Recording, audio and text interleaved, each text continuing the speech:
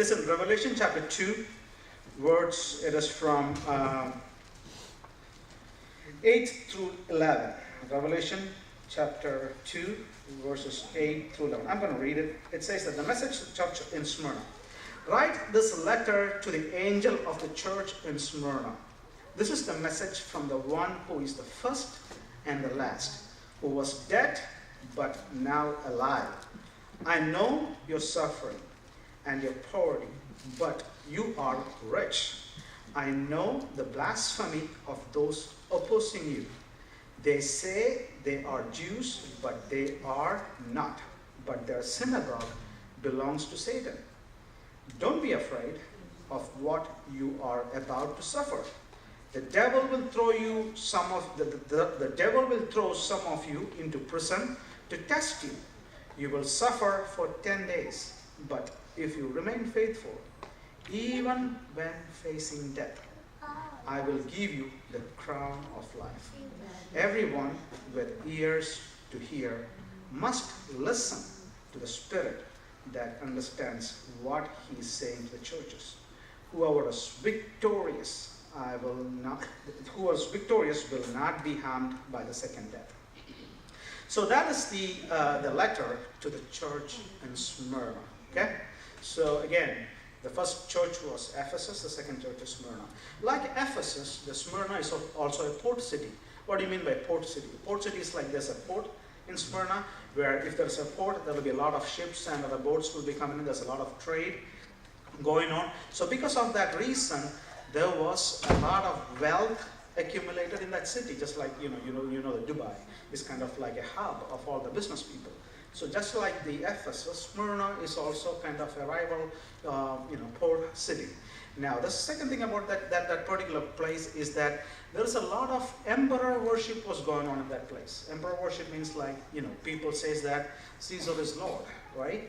So initially that started with people started worshiping the emperor. Now the emperor took it up and said that he made it official, saying that there's a lot of emperor worship was going on.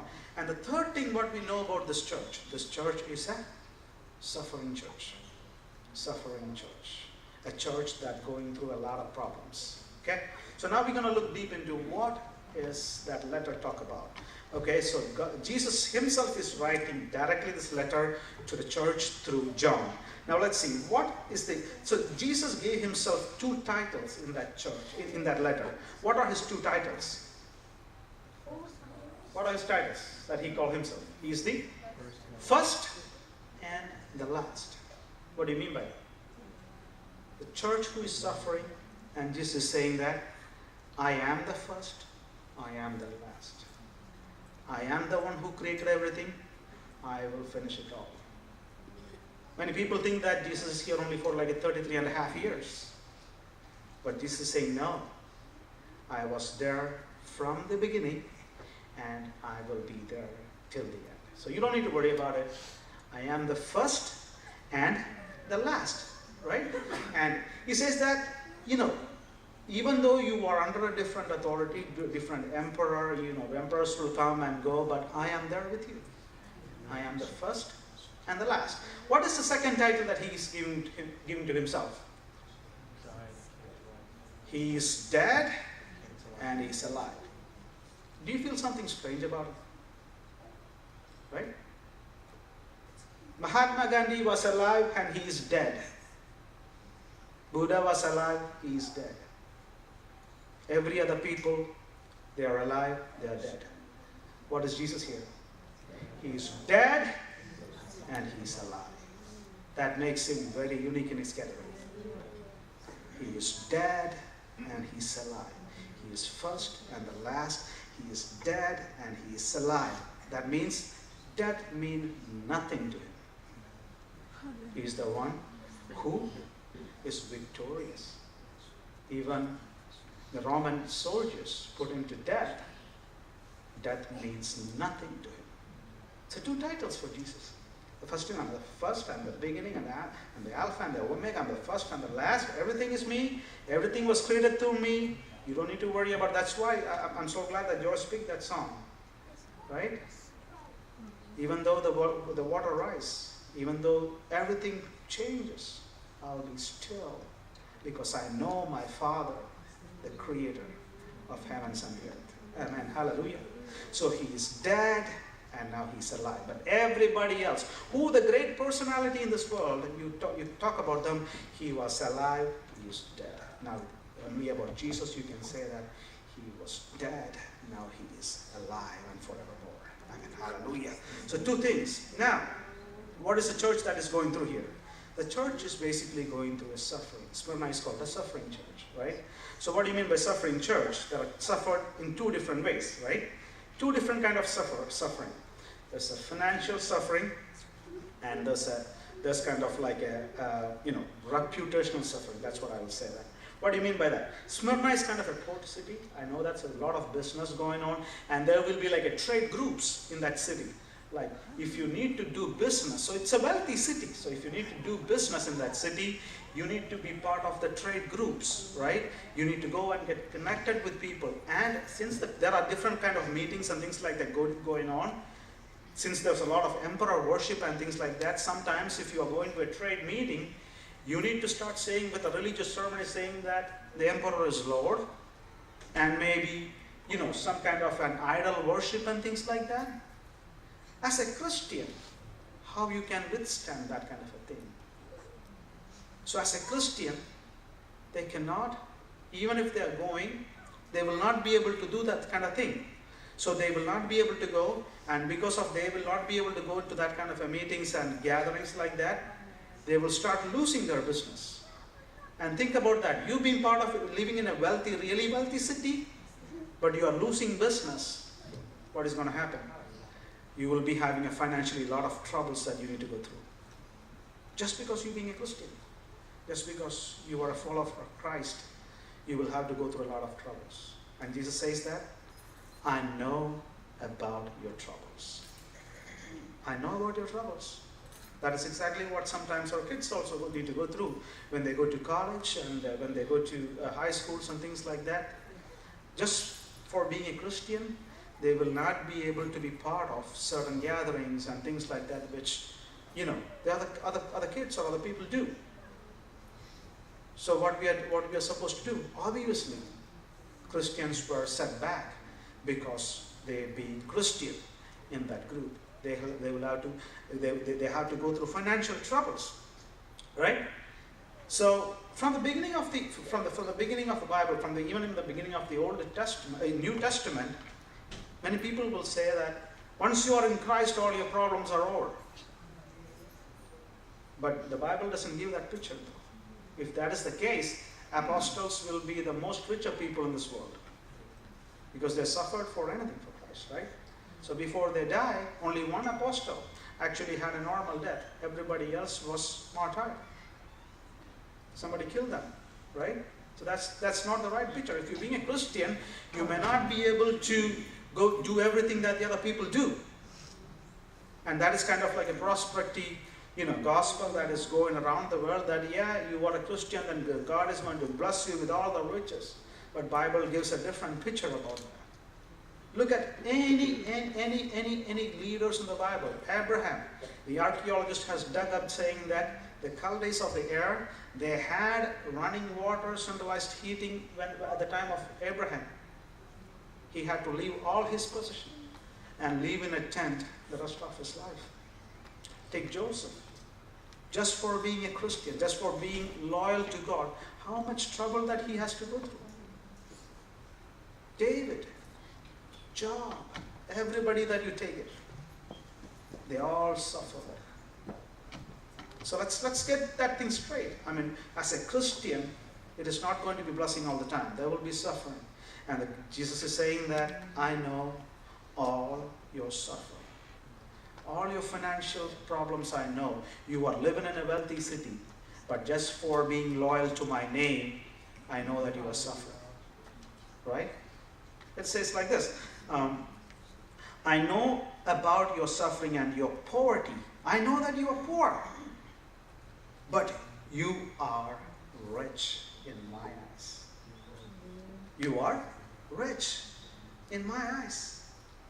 It says that, let's pull this was Matthew chapter 6, verses 19 through 21. If you can, it says something. Do not store up for yourself treasures on the earth, where moths and worms destroy, and where thieves break in and steal. But store up for yourself treasures in heaven, where moths and worms do not destroy, and where thieves do not break and steal. For where your treasure is, there your heart will be. So the other people who in Smyrna, they were storing treasures in this world. And the people in Smyrna, just for being Christian, they were really suffering. Okay, what is the second kind of suffering that they were going through? From Jews. What is Jews? The Jews, so initially, when all these were under the Roman Empire, and then all the religions has to be registered under the Roman Empire. So even Jews has to register. So mostly initially the Jews were becoming Christians. Now what happened was, Jews started realizing that they were not really Jews. They are a little bit more than Jews, and then not only that, they are worshiping Jesus Christ, which, they killed him, and they're worshiping Jesus Christ, and then they started knowing the fact that their number is going up. So they started, telling lies about them, and they say that they started betraying them to the authorities and saying that these are not real Jews. They are not a registered religion under you. So, and then Jesus is saying that I know the one who called themselves Jews, they are not Jews. And their worship place, their synagogue, is actually a synagogue of Satan. Right? So they are not really Jews. So that's another thing that we need to know. Even when you think about Paul, all the places that Paul went to preach gospel, it was Jews stirring up troubles against him. The Romans didn't have any trouble against Paul, but it was Jews. So two things that they were suffering. One is financially, and then one is their reputation was going down. So that is what they say. So it is a good thing, The Bible says that it is easy for the poor to enter into the kingdom of God. Right? So what does that mean? But when we look at our church, by the standards, none of us are poor. So it's really difficult for us to get into heaven. But hold on to it, we need to be very careful. We are not poor. That's a big problem. So we need to really be holding on to our faith. So, two issues, right? So again, as in Matthew say that, store your treasures in heaven. Now, so what was the correction for the church of Ephesus? You are losing your first love. And what was the cure for that? Use your memory. Start thinking about what you did the first time when you became a Christian, right? Now think about what is the correction for Smyrna. Are you able to see any corrections that they need to do? Nothing. Absolutely nothing. They don't need to correct anything because they're already a suffering church. Now there's a problem here. So when problem comes from outside the church always grows. The church always grows when problem comes from outside the church. But when a problem happens inside the church, that destroys the church. And that is happening everywhere. And that is why the church is growing in places like China and other countries where they are going through a lot of problems for just being a Christian. And that is one of the reasons the church is not growing in the US. Right? Because if problem is coming from outside the church, it always grows. Now, they don't need to correct anything because they got everything. So they're having problems from outside. So the believers will start getting together, and then they will be praying together. They will be helping each other. I remember that I was preaching about that Ephesus church. Used to do the first thing that you do when you come to the church for the first time. Everybody will be staying together, and then now I'm seeing that people will come at 9:50 for the worship and leave 12:15 right afterward. And that Sunday I saw that many people staying together to start talking to each other. But that died down eventually. That is not what we need to do. We need to start interacting with people, right? Now, what do they need to do? So Jesus says that even though you're poor, you are rich in my sight, and you don't need to have any corrections to be done because you're perfect. You keep going. What do you do? Now, what do they need to do? So we know that in Kerala, we had a big flood and everything was going on, and there were multiple help requests that we all contributed generously. Now we are sending it to them, right? Now, look at the church in Smyrna. What is Jesus saying there? Jesus knows what they're going through. And Jesus is never saying that, I'm going to bless you with all the financial riches and everything. Jesus is not saying that. What is Jesus saying? That Jesus is being honest in this case. He always is honest. And he says that, I know your problems, but I'm giving you some more things that you need to know. Your problems is going to get more. Your problems is going to get more now. Right? And it says that they will be. So let's go and read. So it says that, verse 10, don't be afraid of what you are about to suffer. You're going to suffer more. And it says that the devil will throw some of you into prison. So you will be jailed for being a Christian. Right? And it says that you will suffer for about 10 days. 10 days is not exactly 10 days. Actually, it is like a phrase. Sometimes we'll ask, in Kerala, we'll ask people, hey, when they come from abroad, say, how long are you going to be there? Yeah, 3-4 weeks. That's not exactly 3-4 weeks, right? It's like, in the Bible says 10-day ordeal. It's kind of like a saying that it is going to be a short time, but yes, you will have to suffer a greater tribulation, right? He predicts that the church is going through more suffering, right? But what is his advice? And he's again saying that some of you may die for my name. Right? You may die. Now what is he saying then?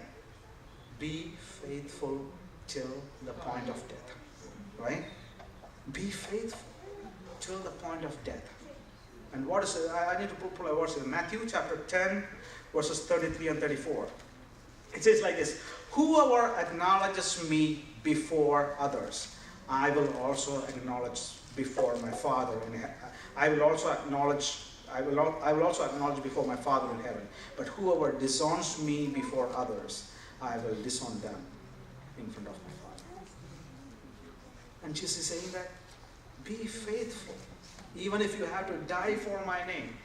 People will be thinking that Jesus is saying, I'm going to give you a lot of riches. I'm going to open up your business. I'm going to do a lot of, no, Jesus is not what, because Jesus says that this world is of Satan's. There is no point. You will go through tough trouble, but be faithful, right? Now, what if they're being faithful? So, some of you guys will be thrown to prison. There's more persecution coming in. You might need to die, right? I remember one of the messages that when I was in California back in like 2006, there's a pastor called Pastor Saji Varghese. I was attending his church, and he told me a story about there was a football match going on, but due to some reason he was not able to attend. But the night he recorded the match, and the next day his favorite team won. The next day he's watching the match again. Initially his favorite team is actually losing the match till like 75% of the game. But he's not troubled anymore because what happened? At the end, he already knew his favorite team won, right? So if he's watching that for the first time, he will be worried. But Jesus already said that. I am the first and I am the last. I am the beginning and I am the end. Right? I am dead. Death means nothing to me. Right? Now, what does that mean to us? We need to know whom we believe in. Even if the ocean rises and the thunder roars, we need to know whom we believe in. Right? There's another story that I heard. There's a group. There was a Bible seminary, and a lot of Bible students. They were actually studying the book of Revelation, and it's too hard for them to get into the Revelation because they need to understand that. But when they look at the guard of that Bible, the guard who was at the gate, every day he's an old man. He will be reading, and they saw that he was reading the book of Revelation. Then, the students were so curious and said, which book that you're reading? He said, revelation. So then they asked, do you get the message? Yes, I get the message. They were really surprised. And asked, what is the message? Very simple. Jesus wins. That's it. You need to know. Jesus wins at the end. That's all we need to know. And what's the reward for them? If you've been faithful till the point of death, the second death won't touch you.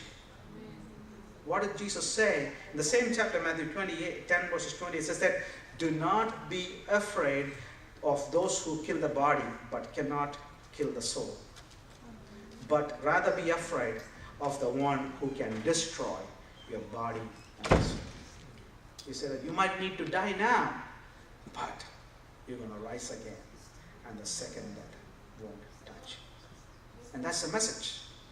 So there will be little things that we need to do, as when we are standing in our workplace, in your college, in your school.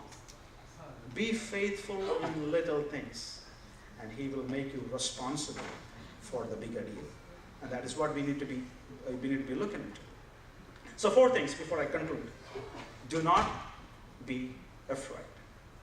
Be faithful in the little things, and be faithful till the end.